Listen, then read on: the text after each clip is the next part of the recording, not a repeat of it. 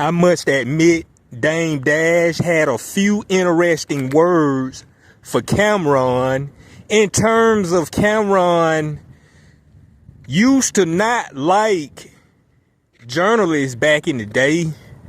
You know, they used to talk shit about journalists because journalists used to be somewhat like what Wendy Williams used to do, how she used to make people mad and be want to slap her side the head when they see her.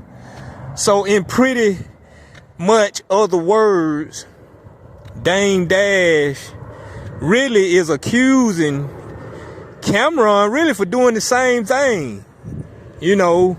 But I'm gonna let him give you his words, because I've been saying that some dudes need to just stay broke, because once they start getting a little money, they begin to start thinking and acting like P. Diddy.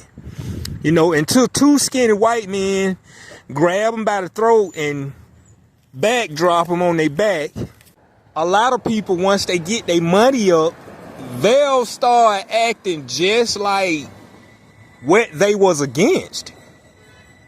They'll turn into just that. I'm gonna let you hear him. Here you go. Like, I haven't called him a lot, but when I did call, he doesn't pick up. And I think he's publicly said he doesn't pick up my calls if I call, because he can't win this argument with me, or, you know, over, I don't know. But I do want to give him some advice, because I haven't been able to talk to him. So, number one, you know, he said some things about my pockets, and initially I was going to respond. But the Queen of Harlem came up, and she kind of was just like, leave it alone. She made logical sense. And I just, you know, I just felt like, you know, I'll deal with it when I see him, or when we talk, you know. But I haven't seen him, but I keep hearing him talk about me. So I want to give him the advice, because he's talking about me publicly. I guess I'd have to give him the advice publicly. So I would prefer not to have to do this, but in public. But I guess this is what you want. And also, I'm noticing that you're leveraging it for views. That seems to now be your business. So I guess I could get some views as well. Okay. I look at it more like, I guess maybe you're throwing me some jaded alley-oop, but I'm very surprised. This isn't the Cam that I know for a cosign. You know, like, number one, talking about another man's pockets, I just felt like him and I would have conversations about, that's just not the most masculine thing to do. Talking about other people, especially when they're not in the room, to me is coward shit. For me, if you have something to say to someone that you respect and that you know, you don't go on a television show and speak on it. You give them the respect of calling them.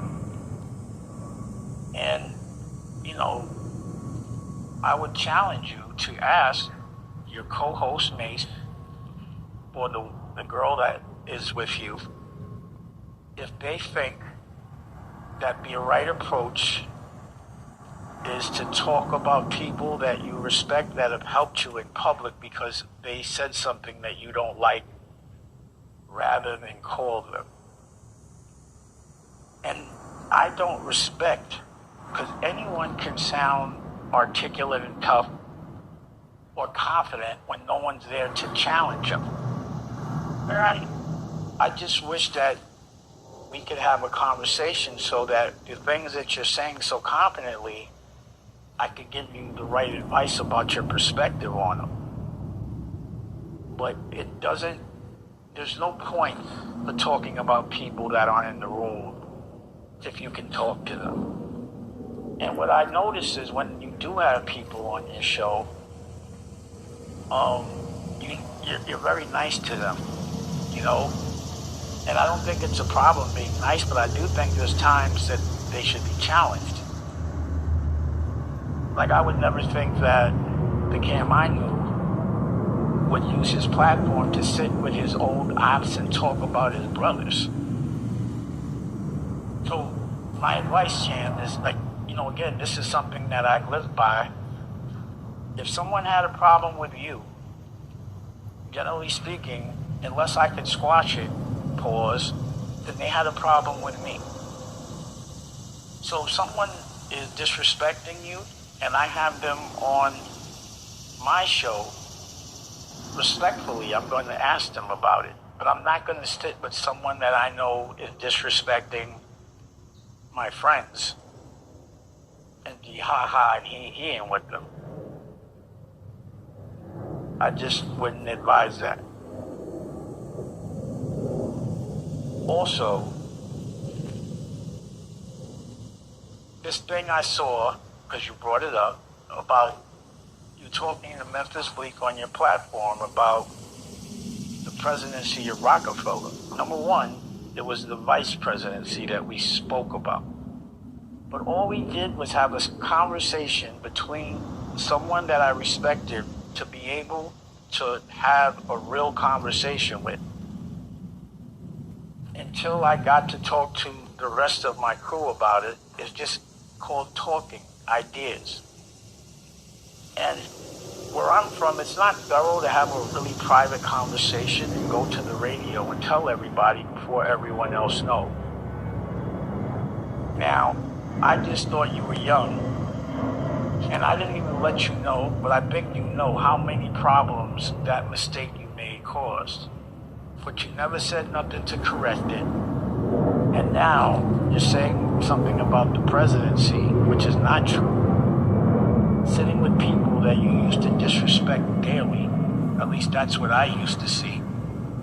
Laughing about the fact that you misspoke, not caring about how much damage that caused to Roc-a-fella.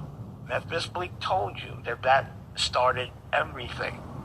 And it's all because of a conversation we had that you went and made public. That's not some Harlem shit. That's some young shit.